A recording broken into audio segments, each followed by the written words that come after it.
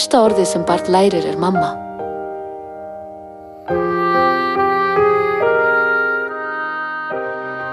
Til orð sem fegurra, hlýlegra og þakklátlegra en móðir.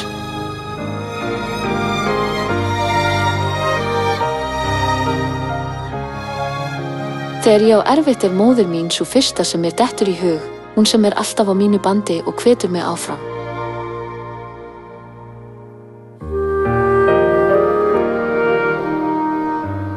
Þótt hún seðji hungur sitt í ísköldum vindi gefur hún börnum sínum alltaf ljúffengan mat.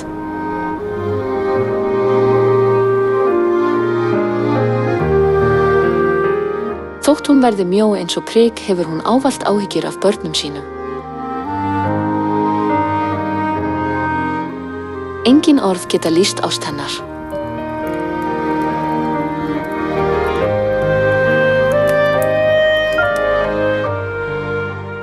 Móðir, þú ert ástin.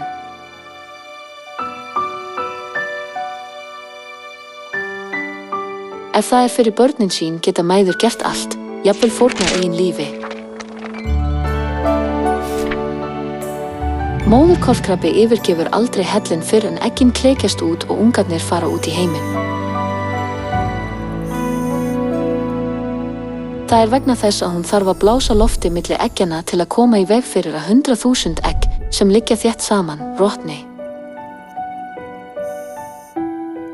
Þegar eggin klekjast ýtir móðurkolkrabbinn nýklöktum ungum sínum af öllum mætti upp að yfirborði vatnsins. Og svo deyr hún. Móðir keisaramörgæsar, sem verpti eggi með mikilli fyrirhöfn, of þreytt til að unga því út, en hún hefur engan tíma til að hvíla sig. Hún þarf að ganga 150 kílómetra í átt að sjónum og þola mikinn kulda, allt að -60 gráðum á Celsius, svo hún geti veitt fisk til að fæða unga sinn. Jarðarberjaeiturraufafroskurinn á stærð við fingurnögl. Þegar eggin klekjast og verða halakörtum, ber móðurfroskurinn unga sína á bakinu einn af öðrum og leggur af stað í ferðalag. Hún heldur að lítilli uppsprettu hátt uppi í tré til að annast unga sína. Móðurfroskurinn klifrar upp í tréð og notar til þess mikla orku. Það jafn erfitt og að klífa Empire State bygginguna með barn á bakinu. Samt sem áður flytur móðurfroskurinn hvern einasta unga upp í tréð, þar sem þeir eru óhultir. Jafnvel þessi litla lífvera býr yfir mikilli móðurást. Móðurástin sannarlega leyndardómsfull. Hver uppspretta móðurástarinnar sem gerir mæðrum kleift að þola hvers kyns þjáningar vegna barna sinna? Rannsóknir sýna að móðurást tengist jafnvægi hormónanna estrógen og prógesterón. Vísindamenn segja að móðurást sé ekki lærð heldur ásköpuð. Þeir segja að móðurástin sé meðfædd til að varðveita tegundina. Adam nefndi konu sína yfir því að hún var móðir allra sem lifa. Merking nafns fyrstu konunnar, Evu, líf. Það hlutskipti móður að gefa börnum sínum líf. Þess vegna gefur móðir börnum sínum líf, jafnvel þótt hún þurfi að fórna lífi sínu. Og Guð skapaði manninn eftir sinni mynd. Hann skapaði hann eftir Guðs mynd. Hann skapaði þau karl og konu. Mæður á jörðinni eru skapaðar eftir mynd hinnar himnesku móður. Móðurástin skuggi sem sýnir hina miklu ást hinnar himnesku móður. Eins og Guð faðirinn til, heldur það Guð móðirinn sé einnig til. Líffræðilega séð það ekki endilega sjálfgefið að karlkyn og kvenkyn séu til. Þrátt fyrir það ástæðan fyrir því að við teljum tilvist karlkyns og kvenkyns sjálfsagðan hlut sú að flestar lífverur í kringum okkur stunda kynæxlun. Það að segja að ný lífvera mynduð með því að sameina erfðaefni föður og móður. og það erfist áfram til næstu kynslóðar. Plöntur, skordýr og jafnvel sveppir fá líf frá mæðrum sínum. Hins vegar sú leið að gefa afkvæmum líf með föður og móður hættulegri en kynlaus æxlun.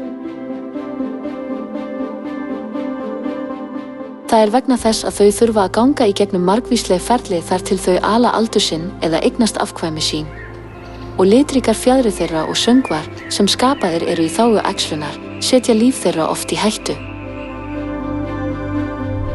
Engu að síður, hvers vegna fá allar lífverur líf sitt frá móður sinni?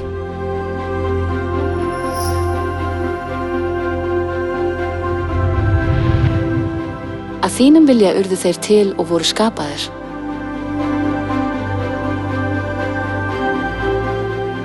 Að fá líf frá móður vilji Guðs. En hvers vegna skapaði Guð allt þannig að það fengi líf frá mæðrum sínum? Guð vildi sýna okkur að eins og líkamlegt líf okkar gefið af líkamlegum mæðrum okkar,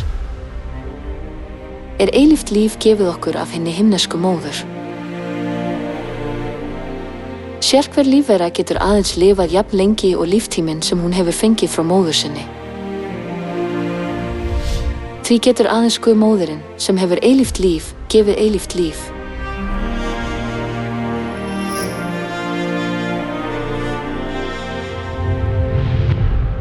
Þá sagði Guð, við viljum gera manninn eftir vorri mynd, líkan oss.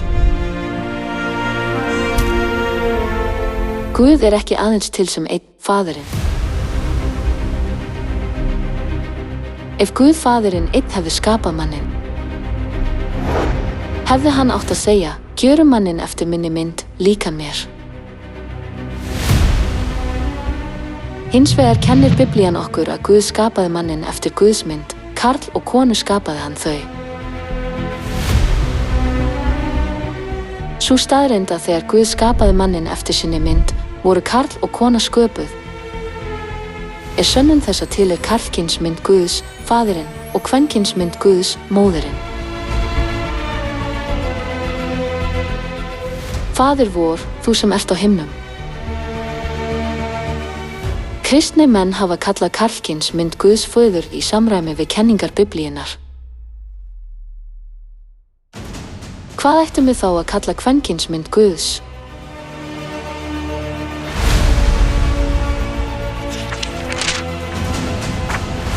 Jerúsalem, sem í hæðum, frjáls og hún móðir vor.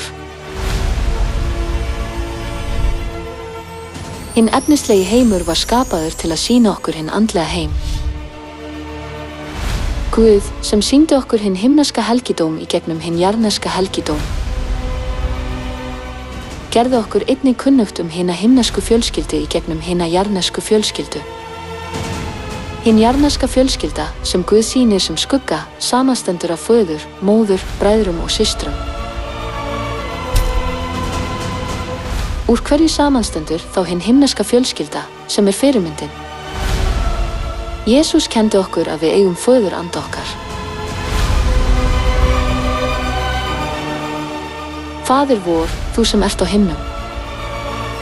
Við bjuggum við aga jarðneskra foreldra og bárum virðingu fyrir þeim. Skildum við þá ekki miklu fremur lúta aga himnesks föður okkar og lifa? Páll postuli kenndi okkur að gegna skyldum okkar sem börn föður anda okkar, á sama hátt og við virðum jarðneska feður okkar. Í jarðneskri fjölskyldu eru börn. Í hinni himnesku fjölskyldu, sem raunveruleiki hinnar jarðnesku, eru einnig börn. Og ég mun vera ykkur faðir og þið munu vera mér synir og dætur, segir drottinn alvaldur. Í jarðneskri fjölskyldu, sem eftirmynd hinnar himnesku, eiga börn mæður sem fæddu þau.